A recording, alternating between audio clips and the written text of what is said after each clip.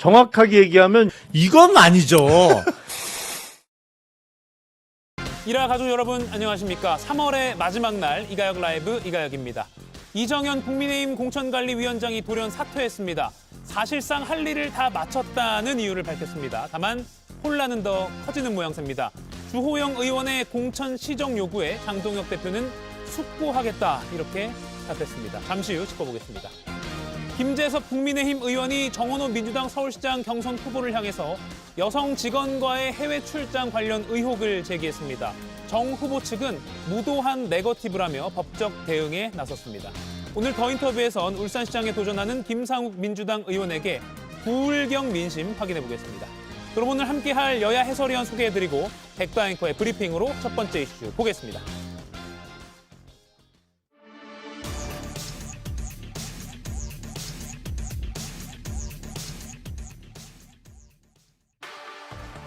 코로나19로 고통받을 때 제가 1조 원이 넘는 지원금을 대구 경북에 갖다 주니 신문에도 났잖아요. 뭐 이렇게 했습니까?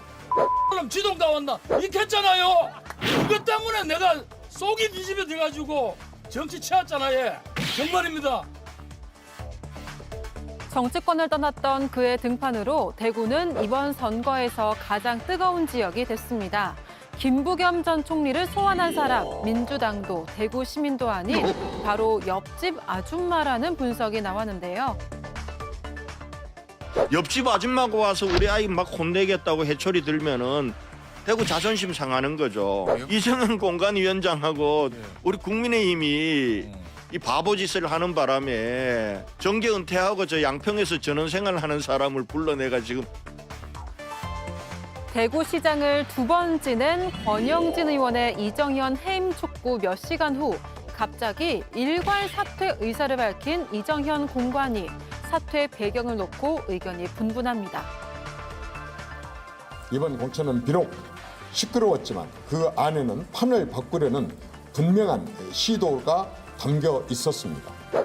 지금 뭐 공천이 거의 다 끝났기 때문에 혁신 공천은 그대로 지속된다고 봅니다. 계승된다고 봅니다.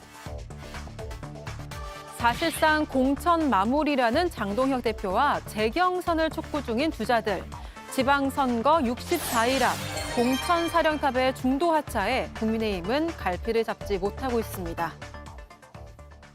네, 이정현 국민의힘 공천관리위원장 매일 뉴스를 만들어내고 있습니다. 오늘 저희도 이제 방송 준비 아침에 회의를 하고 점심 먹을 때쯤 되니까 또 속보가 뜨더라고요. 이정현 공관위원장 사의 표명, 잠시 후에 기자회견 한다. 뭐 이렇게 나와서 깜짝 놀라기도 했는데 지난 13일에 사퇴를 선언하고 이틀 뒤에 복귀를 했었죠. 이번이 두 번째입니다. 이렇게 밝혔습니다. 들어보시죠.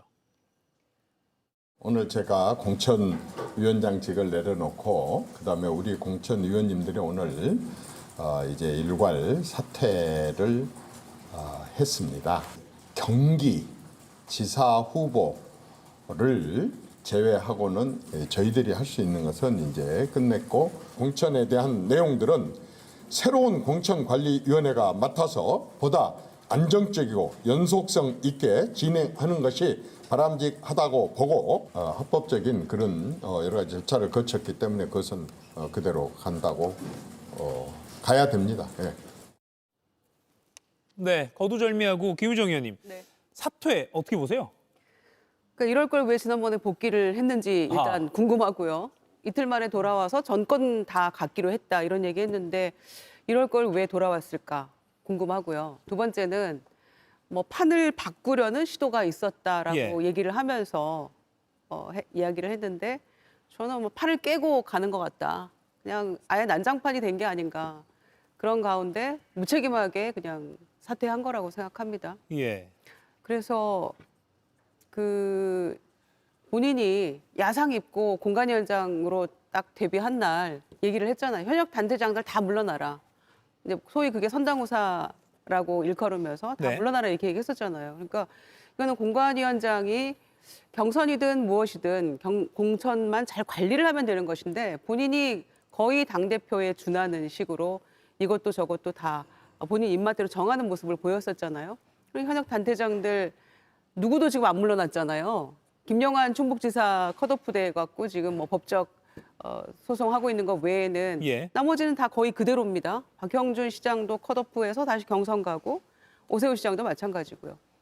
그런 상황인데 대구도 지금 뭐 정리가 안 된 거고 예. 경기도도 지금 어떻게 되는지 모르고 근데 뭐가 정리가 일정 부분 다 됐다는 것인지 정말 이해할 수 없는 이야기를 남긴 채 무책임한 모습을 보이면서 이제 마무리를 하고 있는 것 같은데요.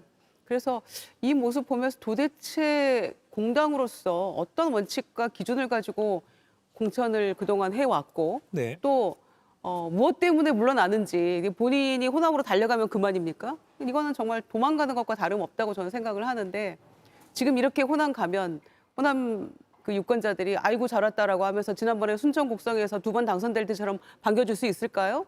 지금 소위 윤호개인 세력과 함께했던 그 이정현 공관위원장이잖아요. 그런데 호남에 무슨 낯으로 달려가면 된다고 판단을 하는 것인지 이해할 수 없는 행보를 계속해서 보이고 있고 마지막까지도 참 어처구니 없는 무책임한 모습으로 정리가 됐다라는 생각이 듭니다. 무책임하다, 어처구니 없다. 정광재 의원 어떻게 보십니까?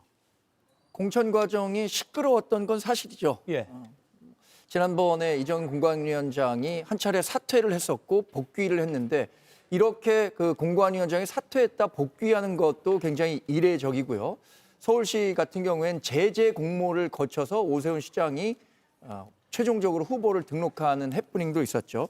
그런데 그게 결과적으로 판을 바꾸었느냐 이 부분에 대해서는 쉽게 동의하기는 좀 어려울 것 같아요. 선거에 도움이 되는 변화였어야 하는데 판을 바꾸려는 노력이 결국에는 선거에 도움이 되는 것이 아니라 오히려 좀 더 부담이 될 수밖에 없는 공천 과정 아니었느냐라는 평가에서 자유로울 수 없을 것 같습니다. 가장 문제가 되는 것은 지금까지도 해결이 되지 않고 있는 대구시장 공천 과정일 겁니다. 예. 오늘 조영 의원이 장 대표를 만나서 다시 한번 이 공천에 대해서 시정 요구를 제고해 줄 것을 요청했는데 그 결과가 어떻게 진행될지는 모르겠습니다만 오늘 이정현 공관위원장이 이렇게 사퇴한 걸 보면 대구 그 경선도 애초에 많은 후보들이 요구했던 것처럼 그냥 8명 모두 경선 기회를 열어주려고 하는 그 문호를 연 것 아닌가라는 생각이 들고요. 하여튼 뭐 이런 과정에서 불협화음이 많이 나온 것은 가뜩이나 국민의힘 그 지지율이 낮은 상태에서 부담이 될 수밖에 없죠. 사실 지금 민주당도 똑같이 공천이 이루어지고 있지만 민주당 공천관리위원장이 누구인지 아는 사람 정치 고관여자라고 한다고 하더라도 쉽게 떠올리지 못할 겁니다. 그런데 이정현 공관위원장은 지난 3주간 거의 뉴스의 중심에서 다양한 뭐 비판도 있었고 뭐 이런 점들을 고려하면 조금은 아쉬운 퇴장이다 이렇게 평가해 보겠습니다. 아쉬운 퇴장이다. 초반에 그 야상 때문에 또 한번 시끌벅적했고요. 그리고 계속해서 뭐 어느 선거나 공천 잡음은 있습니다만 조금은 더 격한 잡음이 이번에는 좀 있었던 것 같고요.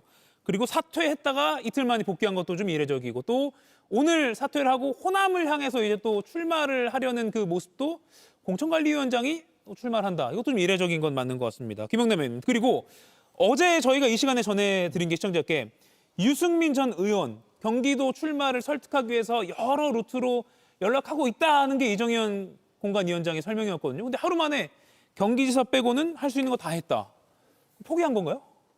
그렇죠. 예. 뭐 유승민 전 의원이 출마할 가능성은 저는 거의 없다라고 계속 말씀을 드렸었고 사실은 유승민이라는 이름이 이정현 이제 전 공관위원장이 됐습니다만 그 입에서 나오기 시작한 것은 사실은 대구에서 완전히 난리가 나니까 경기도지사로 유승민 전 대표를 뭐 세우겠다 이러면서 이름이 나오기 시작한 것이잖아요. 그러니까 본인이 대구에서 큰 사고를 쳐놓고 그걸 수습하는 과정에서 이제 동원됐던 것이기 때문에 예. 그런 판에 유승민 전 의원이 출마할 리가 없다라고 생각을 했고 저는 이정현 전 공관위원장이 이제 뭐 마치 전남 광주 통합특별시에 국민의힘 후보로 출마할 뜻을 피력을 했습니다만 지금 뭐 출마하겠다는 사람도 국힘에 없는 게 사실임에도 불구하고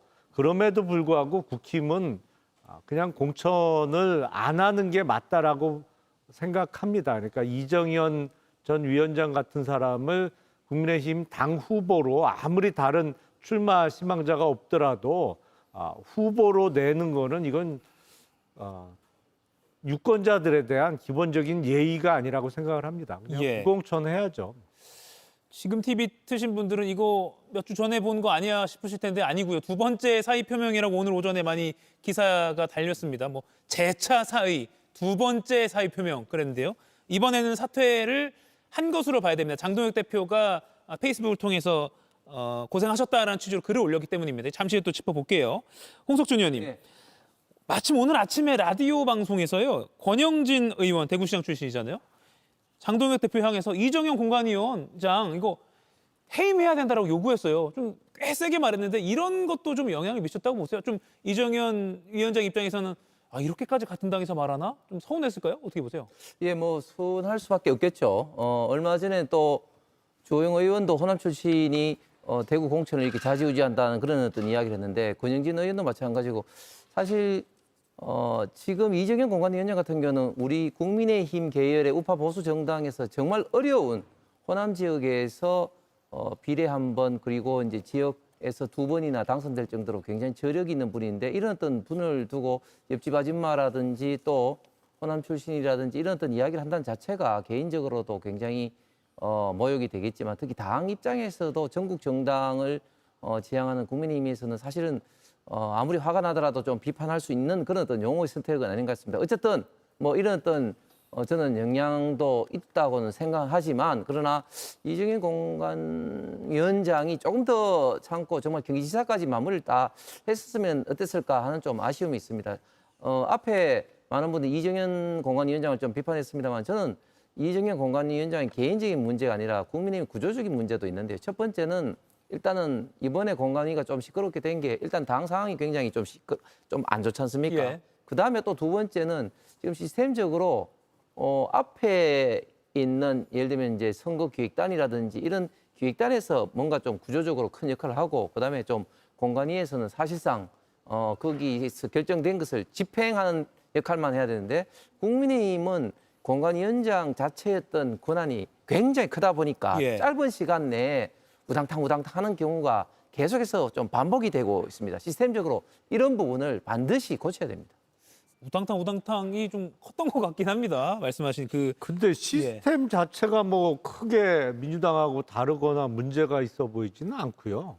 그 일을 하는 사람의 능력과 마음가짐이 더 문제인 것 같은데 명칭 자체가 공천관리위원회 위원장이잖아요. 예. 그럼 관리를 해야죠. 근데 이게 본인이 뭐 당대표뿐만 아니라 누구보다도 센 정권을 칼자루를 잡고 있는 것처럼 생각을 하면서 다른 공천관리위원들의 어떤 의사도 묻지 않고 일방적으로 누구누구는 컷오프 발표해버리고 근데 그게 한두 번이 아니었거든요. 그래서 저는 기본적으로 민주주의에 대한 소양 부족이라고 생각이 됩니다. 예.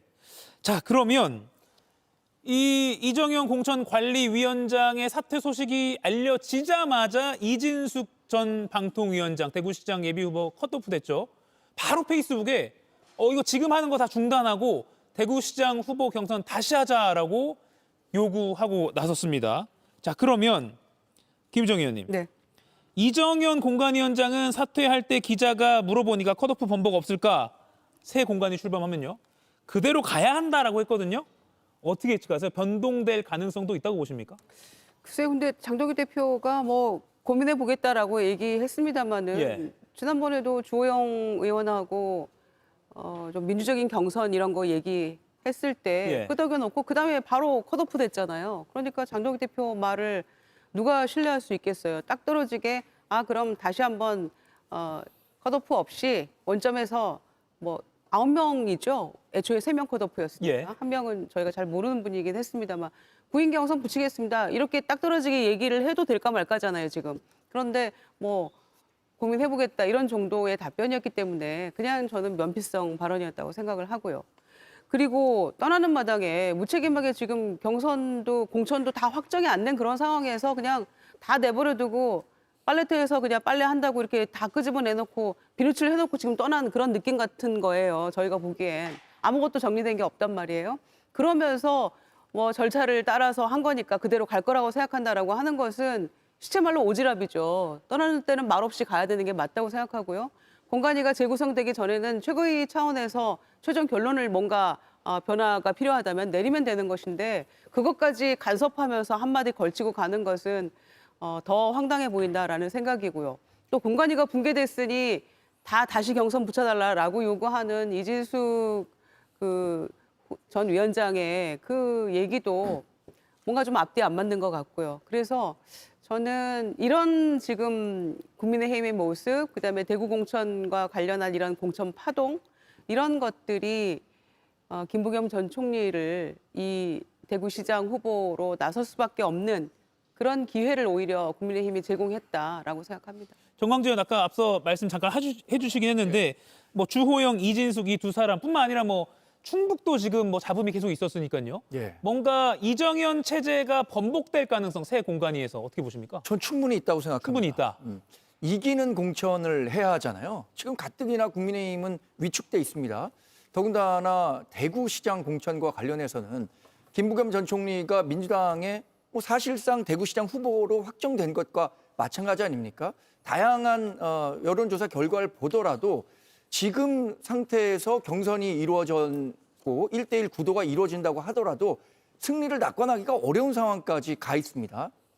그렇다면 가장 경쟁력 있는 후보들을 한 명으로 좁히고 나머지 사람들도 경선을 했었기 때문에 나에게 그런 기회가 주어졌는데 거기서 패배했다. 그러니까 승리한 사람을 기꺼이 돕겠다라는 의지가 생길 정도로 저는 정당한 경선이 이루어져야 된다고 생각합니다.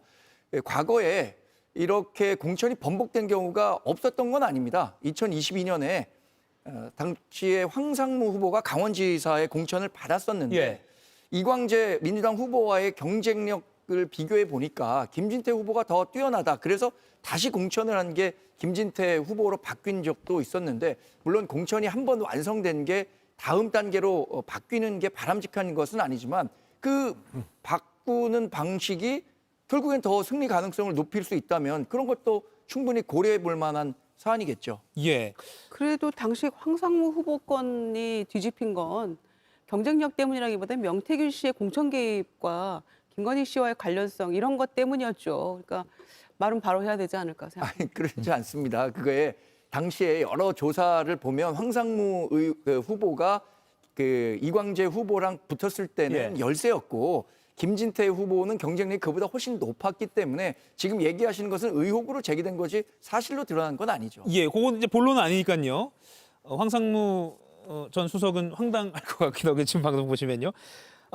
그런데 이정현 공관위원장이 분명히 안정적이고 연속성 있게 새 공관위도 계속 진행하는 게 바람직하다라고 했는데 이렇게 만약에 번복이 되면 이정현 공관위원장도 이제 전직 공관위원장으로서 막 반발하는 그런 모양새도 있을 것 같기도 하고요. 김영남 의원 어떻게 보십니까? 글쎄요. 근데 지금은 이정현 위원장의 우군이라고 할 수 있는 장동혁 대표마저도 예. 이제는 용도 폐기를 한 상황이잖아요. 용도팩이군요. 예. 사실상 용도 폐기죠. 예. 그러니까 이게 웬만하면 막아주려고 했는데 웬만하지가 못했던 거예요. 왜냐하면 이게 너무 비상식적인 행동을 거듭하다 보니까 그러다 보니까 지금 사실은 대구가 이번 지방선거의 최고의 격전지가 돼버렸잖아요. 예. 그리고 지금까지 나오는 각종 여론조사에서는 민주당의 김부겸 후보가 우세를 점하는 그런 그 형세를 띠고 있으니까 이거는 뭐 장동혁 대표 뭐 좀 거칠게 표현하면 본인 목이 날아갈 판이니까 그러니까 이정현 공관위원장을 용도 폐기하는 건데 거기서 본인이 공관위원장으로 있을 때 했던 결정을 2기 공관위에서 뒤집는다고 반발한다고 누가 그 얘기를 목소리를 귀담아 듣겠어요. 끝난 거죠. 지금 김영남 의원이 용도 폐기라는 용어를 썼었기 때문에 사실은 이정현 공관위원장이 사퇴 기자회견하고 페이스북에 글 올리고 나서 꽤 빨리 장동혁 대표도 페이스북에 이정현 위원장의 결단 존중한다. 그리고 뭐 수고하셨다. 남은 공천은 별도의 공관위 꾸리겠다. 뭔가 약간 기다렸다는 듯 바로 반응이 나왔다. 이런 평가도 있거든요. 이거 용도 폐기란 용어에는 동의하실지 모르겠습니다만 뭔가 좀 사전에 이번엔 좀 물러나셔야겠습니다. 뭐 이런 게 있었을까요? 어떻게 보세요? 아니 뭐 사실은 이제 원래 공간이 임무도 거의 다 끝나가고 임기도 다 끝나갑니다. 그리고 끝난 게 맞나요? 또 예. 혼란이 여전한데. 아니, 보궐선거는 또 별도 공간이가 꾸려지도록 지금 준비 작업을 그렇긴 하고 하죠. 있거든요. 예. 그래서 지금 결국 이제 꾸려지고 있는 새로운 공간이가 보궐선거와 그리고 남은 지방선거를 이제 최종적으로 이제 관리를 이제 할 그런 어떤 계획일 겁니다. 거기다가 사실은 이제 이전 공관위원장만 물러가는 것이 아니라 이제 공관위원들 일괄 사퇴를 한 그 배경은 이미 당 대표와 정현 공관위원장이 사전에 많이 좀 조율을 아마 했을 겁니다. 그렇기 때문에 곧 이어서 페이스북에 어떤 내용으로 이제 올라온 것이고 저는 새로운 공관위가 왔다고 하더라도 예. 사실 기존의 결정을 번복하는 것도 굉장히 어렵습니다. 왜냐하면 대구만이 이제 걸린 것이 아니라 만약에 이정현 공관위 체제에 있던 결정이 대구가 만약 번복이 된다면 다른 어떤 지역들, 뭐 충북이라든지 또 기초자치단체입니다만은 포항이라든지 많은 지역에서 지금 공관위의 결정에 대해서 항의를 하고 삭발을 하고 지금 현재 집회를 하고 있는 이런 상황에서 대구가 한번 번복이 되게 되면 다른 지역도 또다시 번복이 될 가능성이 굉장히 큽니다. 그렇게 되면 사실은 뭐 공관위 문제가 아니라 지금 현재 당 지도부의 신뢰, 위상 뭐 그런 것들이 뭐 건물처럼 무너지는 거기 때문에 새로운 공간이라 할지라도 그런 어떤 형평성 차원에서라도 쉽게 번복하기는 어렵지 않을까 예상합니다. 예, 짧게 새로운 공관이 뭐 장은 누가 될 것인가 이런 거 좀 들은 거 있어요? 아직까지 잘 모르겠습니다. 예, 알겠습니다. 빠르게 그러면 김부겸 전 총리 이야기로 좀 넘어가 보겠습니다.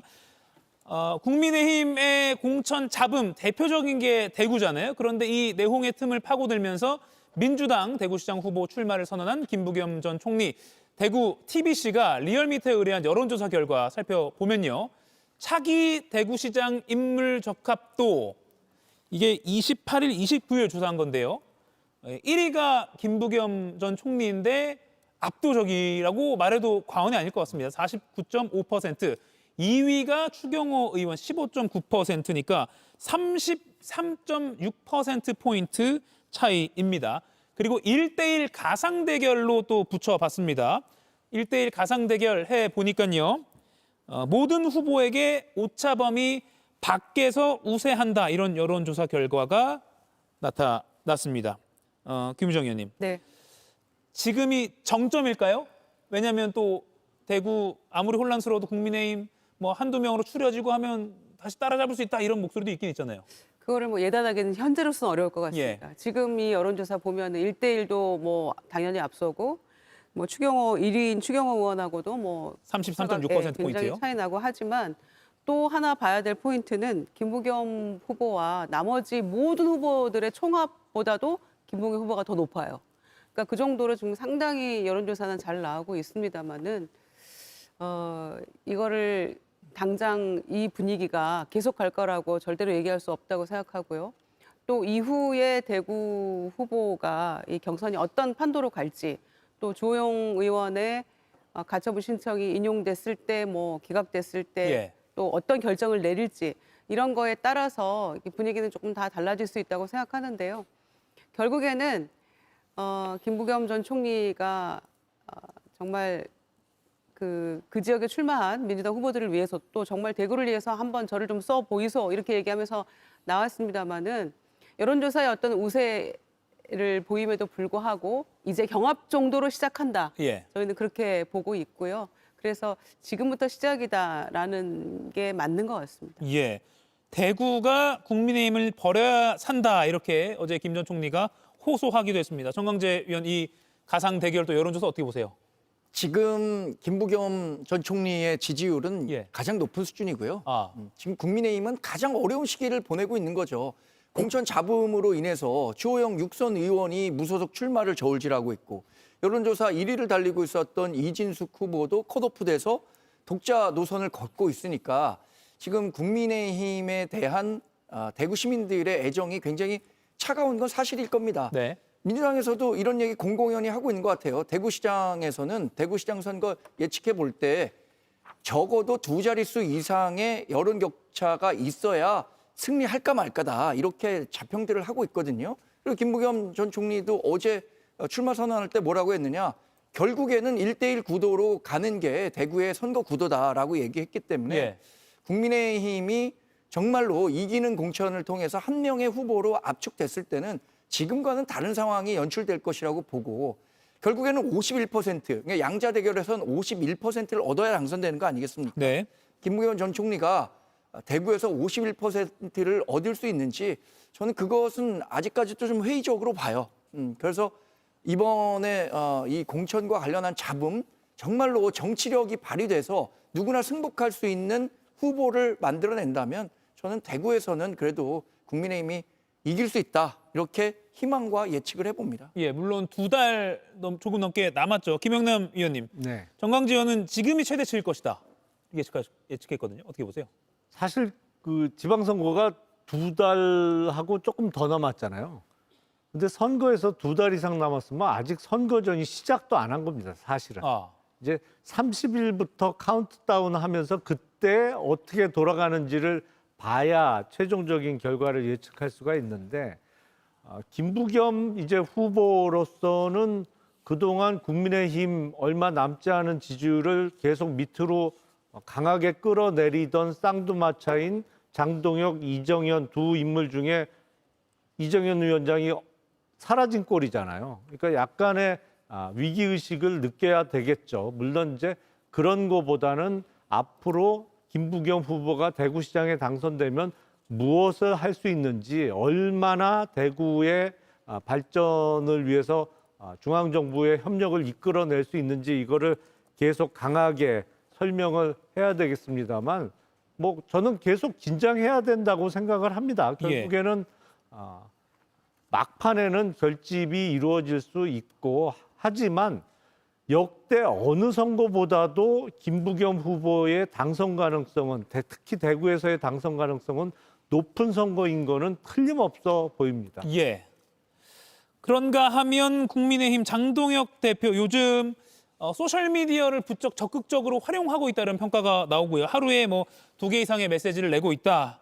그러면서 또 메시지 내용을 보니까 대여 투쟁, 대정부 투쟁의 열을 올리고 있다. 이렇게 평가가 나옵니다. 하지만 예를 들어 지방 행보 또는 뭐 사진이 많이 찍힐 만한 뭐 기자들을 대동하는 행보는 거의 안 보인다. 비공개 행보가 많다. 이렇게 평가가 나옵니다. 홍석준 의원님. 네. 최근에 어제인가요? 대학가 월세난 상황을 체크한다고 경희대 일대를 찾았는데 이때도 비공개로 했거든요. 뭔가 비판 여론을 의식한 걸까요? 왜 그렇다고 보세요? 지금 장동혁 대표가 비공개 행보 그리고 지방 행보를 좀 자제하는 이유는 2가지죠. 첫 번째는 일단 각 지방에 그 후보가 선출되지 않았습니다. 예. 그러다 보니까 후보가 선출되지 않은 상황에서 가게 되면은 또 다른 불필요한 어떤 각 후보 진영 간의 어떤 오해를 좀 받을 수 있기 때문에 후보가 선출된 이후부터 본격적인 지방 행보를 할 것 같습니다. 그다음에 비공개 행보가 많은 이유는 뭐 여러 가지 이유가 있겠습니다만 공개 행보를 통해서 얻는 것과 또 비공개 행보를 통해서 얻는 것은 또 분명히 다릅니다. 그래서 지금은 비공개 행보를 통해서 정책이라든지 이런 걸 얻고 아마 공개 행보를 조만간에 예. 다시 이제 재개할 것 같고 사실 지금 국민의힘으로서는 굉장히 좀 어려웠던 상황이기 때문에 당대표로서는 당연히 여기서 활로를 지금 이재명 민주당 정권의 어떤 비판에서 찾을 수밖에 없다. 그런 어떤 측면에서 계속해서 장동혁 대표가 SNS로 이제 정부 때리기를 하고 있는데 예. 마침 최근에 계속해서 또 뭐 여러 가지 어떤 문제들이 지금 이재명 민주당 정권에서 나오고 있기 때문에 뭐 이런 것들은 저는 장동혁 대표가 야당 대표로서 국민의힘 지지자들로부터 또 지지를 받는데 예. 효과적인 방법이라 생각합니다. 다만 전력적으로 국정 지지율이 지금 상당히 높은 상황에서 여당 때리기가 이게 정치 전략적으로 맞을까? 차라리 뭐 자만하는 여당을 우리가 심판하게 해주십시오. 이런 식으로 가는 게 낫지 않을까 싶기도 하고요. 어떻게 보세요, 김영남 의원님? 글쎄, 근데 장동혁 대표가 일단 공개 일정이 없잖아요. 예. 그리고 비공개 일정을 뭐 계속 이어간다는데 제1야당의 대표가 무슨 암행어사도 아니고 계속 비공개 행보를 이어갑니까? 정치인이라는 거는 항상 어딜 가더라도 카메라가 붙고 뭐 프레스가 언론이 붙어야 힘도 나고 그런 기회에서 자기 생각이나 무슨 정책을 발언하는 거를 가장 좋아하는 사람들이 정치인인데 예. 뭐 아무한테 알지도 않고 암행하고 이런 건 진짜 옛날에 암행어사들이다 하던 일이죠. 그러니까 제가 보기엔 대여 투쟁을 하겠다고 하는 것은 지금 당내에 꼬여 있는 문제를 해결할 능력도 안 되고 의지도 부족하니까 그냥 밖으로만 총구를 들이대는 것 같아요. 근데 그게 제가 보기엔 빈총이에요, 빈총. 총알이 없어요. 왜냐하면 예. 장동혁 대표가 아무리 이재명 정부를 향해서 공격을 한들 귀담아 들을 만한 사람이 없거든요. 그러니까 제가 보기엔 거의 허공에다 대고 빈총 쏘고 있는 격이라고 생각이 됩니다. 예.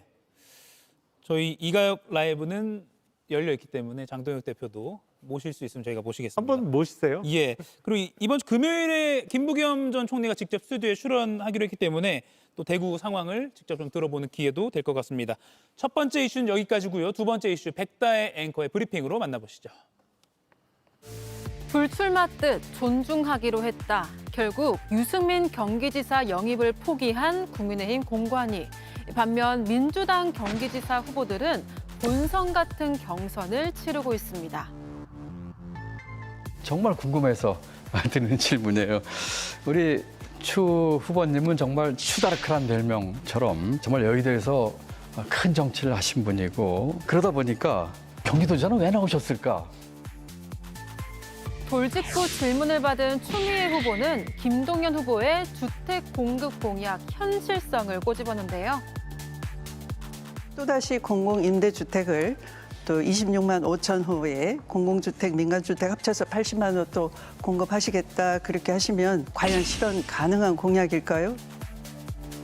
치열했던 민주당 경기지사 본경선 첫 토론회. 한준호 후보는 지역구 현안으로 추미애 후보를 정조준하기도 했습니다. 선교통 후입주 말씀을 하셨는데 여기서 가장 중요했던 교통수단은 서울 양평 고속도로입니다. 어떤 문제를 지금 가장 먼저 해결해야 될까요? 과반 득표냐 결선 투표냐. 민주당 경기지사 3인 3색 각축전이 한창인 가운데 오늘은 본선행 티켓을 향한 여야 서울시장 후보들의 토론회가 진행됩니다. 네, 어젯밤에 진행된 민주당 경기지사 후보의 첫 3파전 토론회. 본격 토론에 앞서서 모두 발언에서부터요. 이 세 명의 후보들이 각양각색 메시지를 내놨습니다.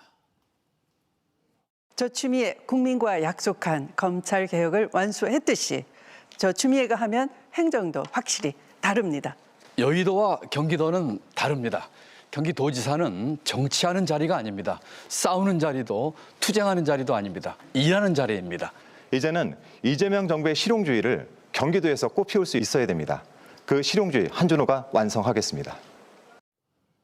네, 추미애 후보는 검찰개혁, 김동연 후보는 정치가 아니라 도정, 한준호 후보는 이재명 정부 실용주의 이렇게 좀 강조를 했습니다. 김유정 의원님, 네. 각기 비슷한 것 같기도 하면서 뭔가 포인트를 다르게 잡은 것 같기도 하고 어떻게 보세요? 네, 세 후보가 각자 본인의 어떤 특장점이 있는 것 같아요. 네. 이를테면 추미애 그 후보 같은 경우에는 당대표도 했었고 장관도 했었고 또 검찰개혁에 기치를 걸고 굉장히 추진력 있게 일을 해왔던 그런 장점이 있기 때문에 경기도에서도 그런 행정을 펼치겠다라는 예. 것이고 김동연 지사 같은 경우에는 현직 지사의 어떤 프리미엄이 있는 것 같고요.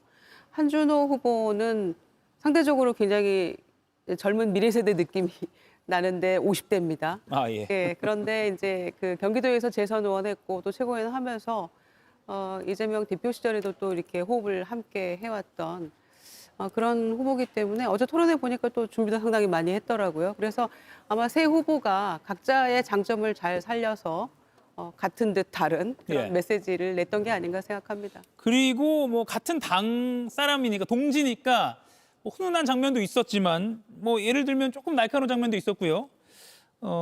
직접 거명은 안 했는데 김동연 후보가 경기지사는 정치하거나 싸우는 자리가 아니라 일하는 자리다 이렇게 말하기도 했고요. 정광재 의원님. 네. 누구를 좀 타깃했을까요? 그 발언 자체는 뭐 추미애 의원을 염두에 둔 발언 같은데 예. 저는 그래도 어제 그 민주당 경기지사 토론회는 당내 경선이었어서 그런지 모르지만 창이 날카롭지 않았던 것 같아요. 그러니까 뭐 방패도 두꺼울 필요는 없었다고 생각하는데 종합적인 평을 얘기하자면 각자 세 후보 모두 본인이 어디에서 표를 받아야 하는가는 잘 알고 있는 것 같더라고요.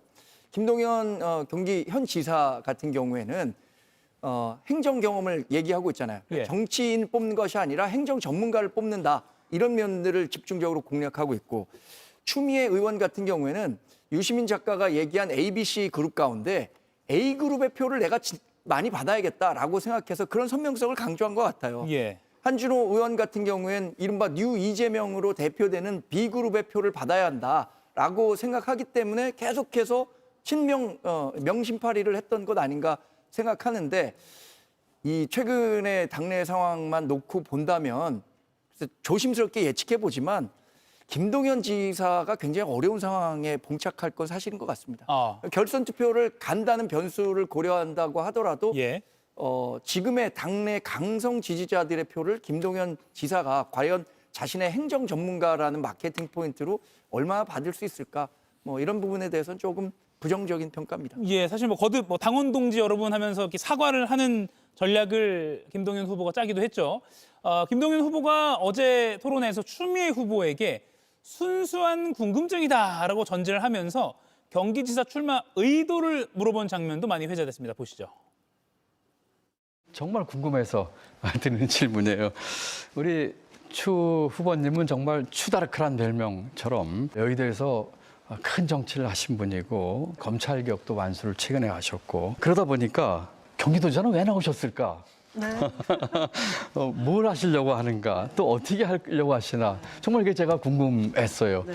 저도 사실 지방자치에 굉장히 관심이 많았고요. 과거 김대중 그 총재 시절에 행안위에 계속 있으면서 총재님께 지방자치 제도에 대해서 많은 제안을 드렸고요. 그랬더니 저를 대통령 되시고 난 후에 저를 당 사역인 지방자치위원장을 임명을 하셨어요. 그래서 제가 지방자치 발전을 위해서 여러 제도를 냈는데 네, 김동연 후보가 추다르크라는 별명을 언급하면서 뭘 하시려고 하는 건가라고 질문을 했습니다. 김영남 위원님, 네. 저 장면 어떻게 보셨습니까? 뭐 사실은 그 추미애 의원은 이번 22대 국회 상반기에 국회의장에 도전했었잖아요. 예. 그래서 우원식 당시 후보하고 경쟁을 해서 우원식 지금 국회의장에 당선이 됐고 추미애 의원은 낙선을 했는데 네. 이제 그 점을 좀 꼬집은 거 아닌가 싶어요. 이제 2년 전에 국회의장직에 도전했던 분이 아직 22대 국회가 한 번 더 남았지 않습니까? 하반기 2년이 남았는데 왜 경기도지사에 도전을 했느냐 그러면서 관료 출신으로서의 본인의 어떤 행정 경험을 부각시키는 의도에서 뭐 이 선거판에 흔히 있는 모습이죠. 예, 홍석준 의원님, 네. 방금 저 장면 어떻게 보셨어요? 예, 아주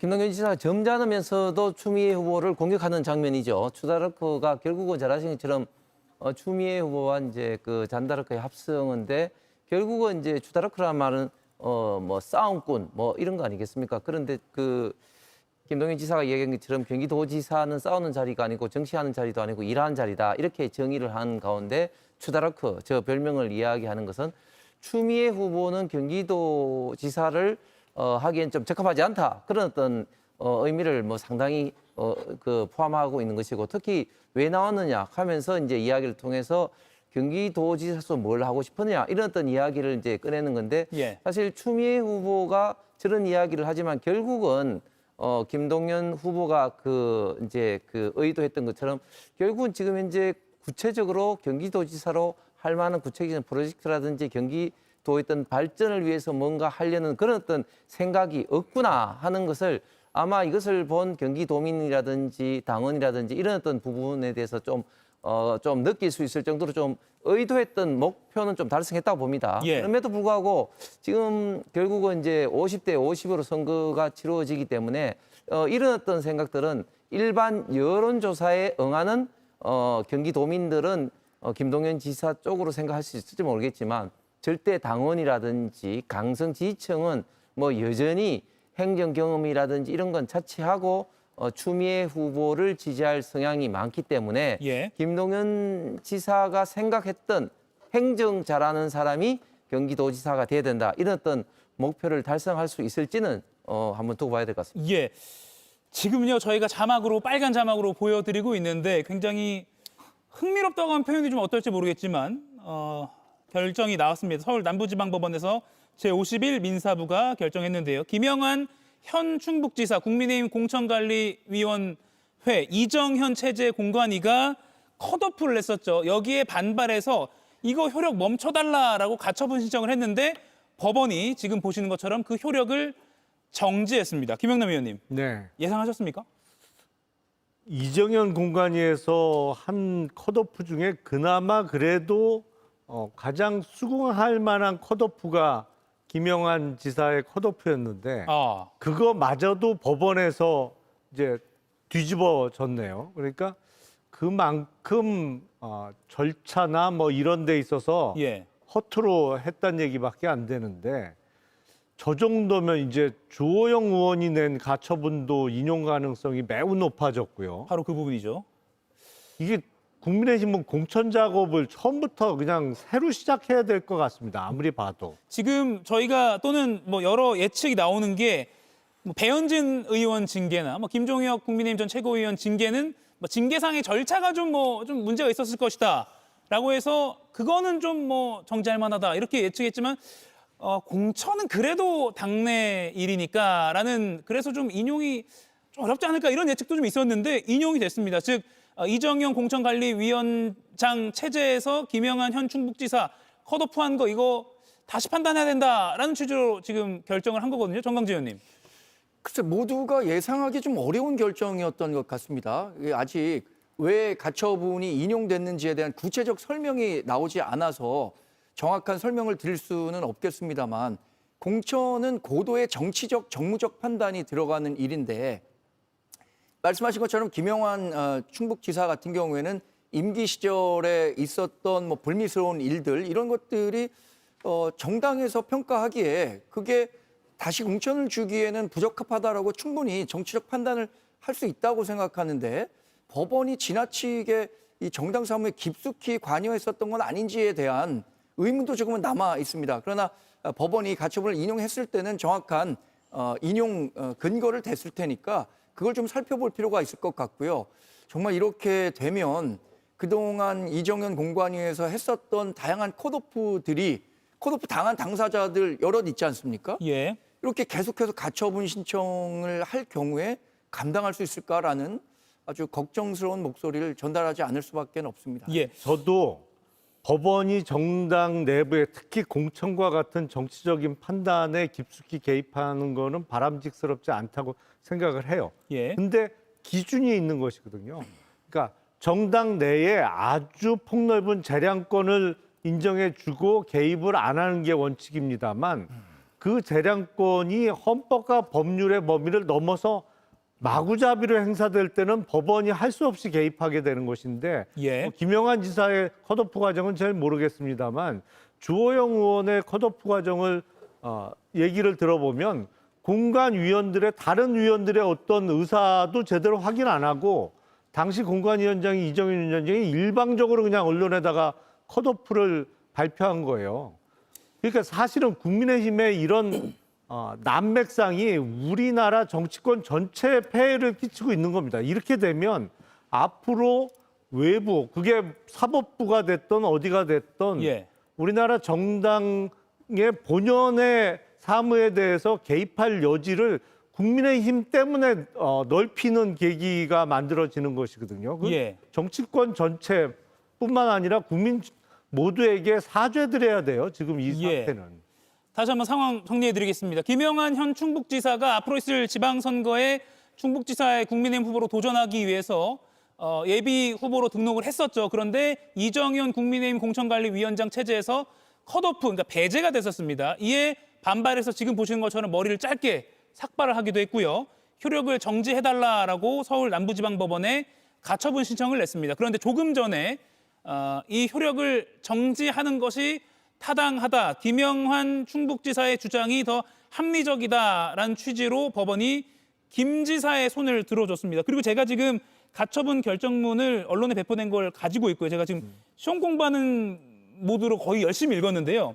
보니까 절차적 규정 위반했다. 그러니까 공고기간을 미준수했다는 게 또 있네요.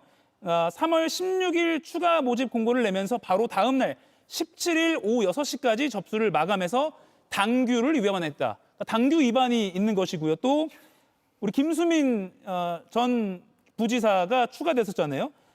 특정 인물 김수민 예비 후보가 김영한 후보가 배제된 상태에서 컷오프가 된 상태에서 자격 심사를 받게 된 점도 공천 과정의 객관성과 공정성을 해친다. 민주적 절차에 대한 신뢰를 저버린 것으로 판단했다. 이렇게 봤습니다. 그러니까 기강 공고나 그리고 김영한 지사가 배제되고 나서 자의적으로 추가로 넣은 것도 이게 좀 어긋난다라고 판단을 했네요. 그러니까 법원의 판단은 한마디로 요약해드리면 지금 국민의힘 내부적으로 이루어지는 공천 과정의 전반적인 절차 모두가 예. 민주적 기본 질서에 위배되는 절차 진행이라고 판단하는 거예요. 그러니까 이게 지금 뭐 어떻게 어디서부터 잘못됐는지를 가늠할 수 없을 정도로 예. 기본적인 절차도 다 안 지키고 그냥 진행을 한 겁니다. 예. 그러니까 여태까지 웬만하면 법원에서 개입 안 했던 공천까지 이제는 가처분 인용 결정이 나오기 시작한 건데 예. 정말 이거는 우리나라 전체 정치권에 폐해를 끼치고 있는 거예요. 예. 정당의 자율성이나 추가 공모 절차가 필요하다고 하더라도 당이 스스로 마련한 당원 당규 취지를 고려할 때 추가 공모 절차는 공관위가 자격 심사 들어가기 전이거나 이렇게 해야 된다. 즉, 그러니까 김수민 예비 후보를 넣은 것 이걸 굉장히 뭔가 좀 공정하지 않다라고 본 것도 좀 눈에 띄네요. 예, 홍석준 의원님. 예. 저는 이 법원의 판단이 굉장히 좀 문제가 많다고 생각하는데요. 방금 그 기간의 문제, 당헌, 당규의 문제를 했는데 또 예. 이런 게 있습니다. 당규 위반, 뭐 예를 들어서 당규 아니라도 뭐 최고위라든지 공관위에서 별도로 정할 수 있다. 뭐 이런 또 예외 사항도 있는 거예요. 예. 그렇기 때문에 어떤 특정 어떤 그 규정을 가지고 이렇게 공천 자체에 대해서 이렇게 법원이 개입한다, 사법부가 판단한다. 이렇게 되면 이제 모든 정당이 이제 컷오프라는 게 있을 수가 없습니다. 지난 민주당 같은 경우도 22대 총선에서 얼마나 많은 현역 의원들을 컷오프 시켰습니까? 친명행제, 비명 행사를 통해서 얼마나 많은 사람들을 컷오프 시켰습니까? 그리고 민주당의 당원 당규를 어기면서까지도 그 비명인 출신들을 컷오프를 다 시켰습니다. 이제 이렇게 되면 정당에서 자율적으로 공천을 하고 컷오프를 한다. 이건 있을 수가 없는 건데, 그리고 제 기억에도 당시 그 몇 년 전이죠. 이게 그 법원에서 가처분을 받아들였다 할지라도 또 당에서 또 계속해서 공천 작업을 또 진행한 그런 어떤 사례도 있습니다. 그래서 이 문제에 대해서는 저는 일단 법원이 과도하게 사법부가 지금 이제 정당이 지금 판단하고 있다. 그리고 이 문제에 대해서 또 계속적으로 당에서 진행할 수도 있습니다. 예. 그런데 이제 문제는 이렇게 된다면 계속해서 좀 국민의힘의 좀 국민적인 어떤 신뢰 이미지는 분명히 좀 타격을 입을 수밖에 없는 거죠. 아니 근데 사법부를 지금 비난하는 거는 상황상 전혀 어울리지 않고요. 사실은 이 국힘 내부의 혼란상으로 인해서 우리나라 정치판 전반적으로 지금 난장판을 만들어 놓은 거에 대해서 사죄를 하셔야지, 이걸 법원이 잘못했다고 지금 이 와중에도 사법부에다가 책임을 돌리는 건 정말 부적절해 보입니다. 예. 그러면 자연스럽게 앞서 좀 언급을 잠깐 해주셨지만 대구시장 예비 후보 컷오프된 주호영 의원의 가처분 결과는 또 어떻게 될 것인가. 앞서 김용남 의원은 지금 나온 것 중에 그나마 가장 문제가 없이 진행된, 그러니까 논란이 된 것 중에서요. 진행된 게 그나마 충북지사라고 생각했는데 이게 인용이 됐다면, 그러면 대구시장은 김유정 의원님, 네. 내일쯤 나올 수 있다는 예측이 나오고 있거든요. 예, 내일이나 모레 사이에 예. 결론이 날 수 있다. 법원에서 얘기가 나오고 있는데 지금 충북지사 그 김영환 지사의 경우에도 이렇게 나왔을 상황인데, 조영 의원 같은 경우에는 그 공관위 원장이 그때 했던 얘기가 이거거든요. 중진들은 조금 배제하고 예. 뭐 경제 전문가 뭐 이런 얘기를 했단 말이에요. 그런데 결과를 놓고 보면은 뭐 3선, 4선 중진들 다 지금 경선을 하고 있는 상황이고, 결과적으로 보면 주호영 의원만 지금 컷오프가 돼버린 그런 상황이에요. 이진수 후보에 대해서는 뭐 재보궐선거 얘기를 하면서 뭔가 여지를 남겼기 때문에, 그러니까 이 경우에는 오히려 더 인용 가능성이 훨씬 높아 보인다. 어떤 원칙과 기준이 없었거든요. 그리고 유일하게 딱 한 사람만을 배제시키기 위한 컷오프가 돼버렸기 때문에 이렇게 되면 정말 또 대구가 그렇지 않아도 지금 복잡한 상황에서 예. 더 걷잡을 수 없는 소용돌이 속으로 들어가는 게 아닌가 생각이 되고요. 예. 그래서 이 상황을 놓고 봤을 때는 이정현 공관위원장이 가처분 그 신청을 냈을 때 예. 인용 대도 컷오프야 이런 얘기를 또 남겼단 말이에요. 예. 그러니까 이거를 새로운 공관위를 언제 어느 세월에 구성을 해서 이 법원의 판단에 부합하는 뭔가를 할지 또 절차적 정당성이나 이런 것들을 살짝 보완을 해가지고 또다시 컷오프를 할 건지 하세월일 것 같아서 예. 공천이 아마 선거 끝날 때까지 마무리가 될지 모르겠습니다. 정광재 의원님, 지금 새로운 공천관리위원회를 이제 꾸려야 되는 상황인데 예. 업무가 상당할 것 같습니다. 오히려 전화위복의 기회를 삼을 수도 있죠. 예. 주호영 의원이 낸 가처분도 인용이 될 경우에 주호영 의원을 경선에서 배제한 것을 무효로 하고 다시 모든 그 경선 후보를 대상으로 8명이 경선하면 되는 겁니다. 주호영 의원이 그거 바랬던 거잖아요. 그리고 그 방법이 오히려 국민의힘이 대구시장 선거에서 승리할 수 있는 계기가 될 수도 있다고 생각하거든요. 물론 사법부로부터 이런 그 판결을 받게 된 것에 대해서는 상당히 유감스럽게 생각합니다. 예. 그렇지만 뭐 전화위복의 계기로 삼아서 다시 경쟁력 있는 후보를 선출한다면 그런 뭐 좋은 전환점이 될 수도 있겠다 생각합니다. 예. 김영환 충북지사가 컷오프 된 것에 반발해서 법원에 이거 효력 정지해달라라고 했던 것, 법원이 김 지사의 손을 들어줬다라는 속보가 들어와 있어서 전해드렸습니다. 지금 김상욱 민주당 의원 인터뷰가 있는데요. 준비한 게 많은데 속보가 이렇게 떠서, 근데 이 속보 상당히 중요한 속보였기 때문에 긴급하게 여러분과 좀 토론을 해봤습니다. 하나만 짚고 넘어갈게요. 아까 경기지사 이야기를 했기 때문에 유승민 의원 아까 앞서 좀 약간 얘기했는데 홍석준 의원께 이렇게 질문 드릴게요. 자, 그러면 지금 국민의힘 경기지사 예비 후보는 양향자 최고위원 그리고 함진규 전 의원이잖아요. 근데 당은 이 두 사람에게는 뭐 미안할 수 있지만 이 두 사람으로는 안 된다라는 의견이잖아요. 그럼 지금 유승민 전 의원도 안 되는 것이고 새 공관위가 꾸려진다고 해서 무슨 보관이 있을까요? 참 어려운 문제입니다. 그래서 뭐 여러 가지로 카드로 지금 유승민 전 의원이라든지 또 김문수 전 장관이라든지 또 심지어 지금 이진숙 전 방통위원장까지도 지금 이야기가 나오고 있는데 다들 지금 상황이 좀 어렵기 때문에 하나같이 지금 고사를 하고 있는 그런 상황입니다. 그렇기 때문에 새로운 공관위가 꾸려지게 된다면 그리고 새로운 공관위 이전에 지도부도 적합한 인사를 찾기 위해서 백방으로 좀 뛰어다닐 수밖에 없는 그런 어떤 상황인데 이렇게 당이 어려울수록 어떤 원로라든지 또 국민들로부터 지지를 받고 계신 분들이 정말 어려운 당에 대해 선당 후사하는 입장으로 적극적으로 정말 응해야 될 그런 어떤 시간인 것 같습니다. 김영남 의원님 짧게 국민의힘 경기지사 그냥 이대로 그냥 2명으로 가는 겁니까? 어떻게 예상되죠? 뭐 글쎄요. 후보군이 생각나세요? 아니 지금 이 상황에서는 후보로 나올 사람을 찾기가 매우 어려울 것 같고요. 예. 이제 이정현 공관위원장이 사퇴를 했으니까 만약 장동혁 당대표까지 사퇴하면 아마 후보군들이 좀 등장할 것 같아요. 장동혁 그런 체제가 상황이 만들어지면 좀 이 사람 저 사람들이 출마를 고려할 것 같습니다. 지금 표정 변화 없이 굉장히 묵직한 얘기를 해주셨는데 정광재 의원 살짝 웃으셨거든요. 아니 그러니까 유승민 전 의원이 경기지사에 만약에 출마한다라고 예. 한다면 그 전제 조건 달지 않겠습니까? 예. 뭐 중도 외연 확장이 가능한 선대위 구성 뭐 이런 것들은 오세훈 시장도 이미 얘기했었던 바고 당 지도부의 당 방향성과 관련해서 재설정해야 된다 예. 이런 얘기들 꾸준히 하고 있는 거니까 뭐 그런 뜻에서 김영남 의원도 얘기하신 것 같은데 근데 지금 상황 우리 당내 상황만 놓고 보면 여전히 장동혁 대표가 6월 3일 지방선거까지는 내 책임 아래 내가 치르겠다라는 생각이 강한 것 같습니다. 예, 한번 지켜보겠습니다. 그리고 이 가처분 결과 아마 내일쯤 나올 수도 있는 주호영 의원에 대한 결과도 정치판 요동칠 것 같습니다. 내일 이 시간에 좀 전해드리겠습니다. 저는 10초 후에 김상욱 의원과 만나겠고요. 네 분간 여기서 마무리하겠습니다. 고맙습니다.